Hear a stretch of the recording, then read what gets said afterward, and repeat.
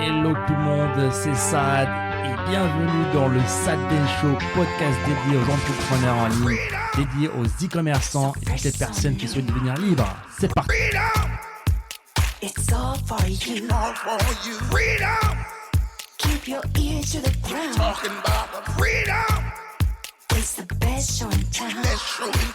Hello les amis, c'est Saad Ben, e-commerçant et coach e-commerce maintenant depuis 5 ans. Avec mon partenaire Adam, on a réalisé plus de 15 millions d'euros de chiffre d'affaires. N'hésitez pas à vous abonner à la vidéo, laisser un pouce bleu. Et aussi, si vous avez des questions sur l'e-commerce, le dropshipping, posez-les aussi en commentaire. On y répondra avec plaisir. On fera même peut-être une vidéo sur le sujet. C'est parti pour le reste de la vidéo.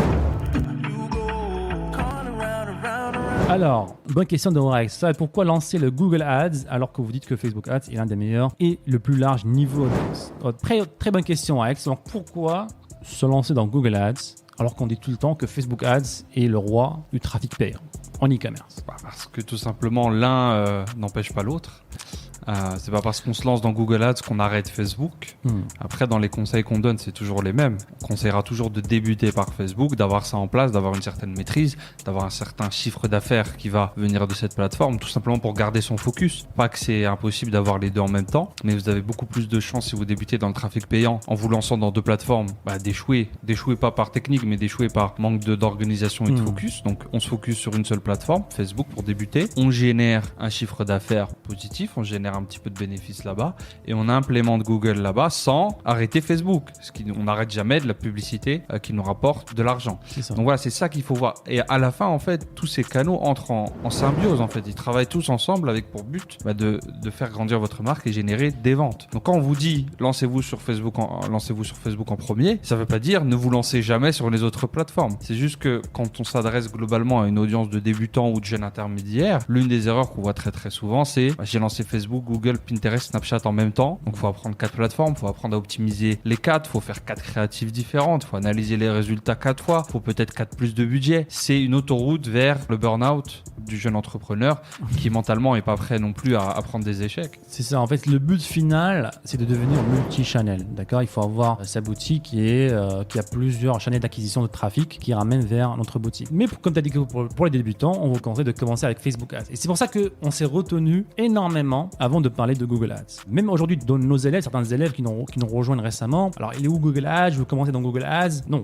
il faut commencer par Facebook Ads. Mais aujourd'hui, on a tellement reçu de messages que voilà, on s'est dit pourquoi pas créer une formation Google Ads qu'on va bientôt sortir parce que ça reste aussi un très bon moyen. Si vous avez déjà des ventes avec Facebook, si vous voulez booster vos ventes grâce à Google Ads, c'est possible.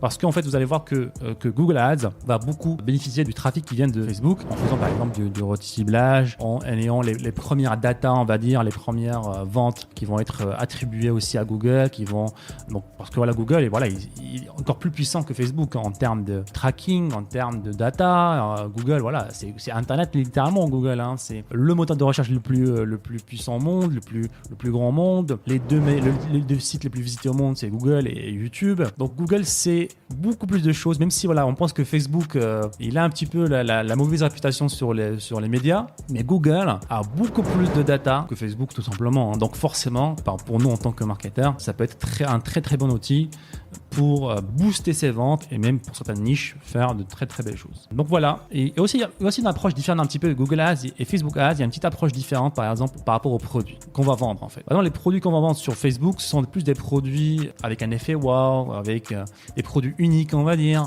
alors que sur Google Ads on peut chercher du trafic. On peut vendre des balais. C'est ça, on peut vendre des aspirateurs, on peut vendre des canapés, donc c'est des produits qui sont un petit peu différents de Facebook. Donc lorsqu'on est débutant, on va se dire tiens, moi je vends ça, comment je peux vendre ça aussi sur Google? Il y a une approche un tout petit peu différente et encore une fois, en tant que débutant, une marche, une étape à la fois, et c'est comme ça qu'on construit un empire tout simplement. Et ouais, c'est donc le truc que je voulais aussi en parler, la différence entre Facebook et Google Ads, c'est que Facebook, on parle beaucoup de marketing d'interruption. Ça veut dire que vous êtes en train de naviguer sur votre mur Facebook, vous voulez voir des vidéos de chats, et là j'apparais la vidéo de ma publicité, donc mes produits e-commerce apparaissent sur votre mur Facebook. Vous n'avez pas l'intention d'acheter, et là j'ai interrompu votre navigation sur le réseau, sur Facebook, Et là, vous vous retrouvez à acheter un produit e-commerce. Or, avec Google Ads, c'est marketing for intention. Alors, je ne sais pas comment on pourra le traduire, mais c'est les clients qui viennent vers vous en gros. C'est les clients qui cherchent le produit. Donc, c'est les clients qui viennent vers vous. Ça a ses avantages et des inconvénients. Les avantages, c'est que vous allez arriver à vendre plus facilement parce que c'est la personne qui vient vers vous. Donc, vous proposez la solution à son besoin. Vous répondez à une demande. Mais forcément, cette demande est beaucoup moins grande parce que là, les gens qui cherchent un aspirateur sans fil, etc., il n'y a pas des millions, quoi. Donc, forcément, la demande est beaucoup moins grande lorsque on fait du marketing d'intention. Et j'ai l'impression aussi que sur Google, tu vas avoir le facteur prix rentre souvent à plus de poids dans la décision que sur Facebook. Vu que c'est une personne qui a l'intention d'acheter un aspirateur, cette personne a potentiellement plus de temps et d'énergie à mettre dessus, a peut-être déjà un budget prévu pour ça, va checker plusieurs sites et potentiellement aller chercher l'un des moins chers, même si c'est pas le cas de tous les clients. Surtout notamment sur Google Shopping, qui est très intéressant, mais où le prix est assez prédominant dans la décision finale du client.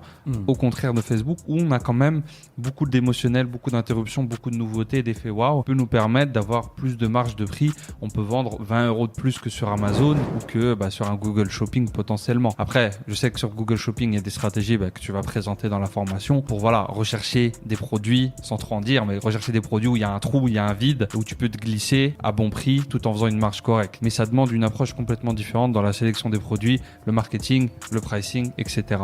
Et comme tu l'as dit, une marche à la fois. C'est ça, en fait. C'est clair que le prix est très très important. C'est un facteur important dans Google Shopping parce qu'on est littéralement présenté dans un catalogue avec plusieurs concurrents dans la plupart des cas. Et une des premières choses que voient les gens lorsqu'il y a une comparaison littéralement dans un catalogue de produits, c'est le prix, quoi. Donc forcément, ça joue un rôle important. Mais vous allez voir qu'on aura d'autres leviers qu'on pourrait activer. Vous allez le voir si vous êtes dans le programme Enfin Libre. C'est ça. Ou alors vous avez récupéré votre formation Google Shopping parce qu'on pense que on l'aura séparément aussi. Ouais, donc elle va être offerte aux personnes qui sont dans le programme Enfin Libre. Ce qui est l'un des avantages de te faire coacher par Sad et son équipe, c'est que tu as des formations qui t'arrivent dans la tête de temps en temps comme ça, des grosses formations. C'est pas un module, c'est une formation à part entière. Et le grand public, c'est une formation qui sera vendue.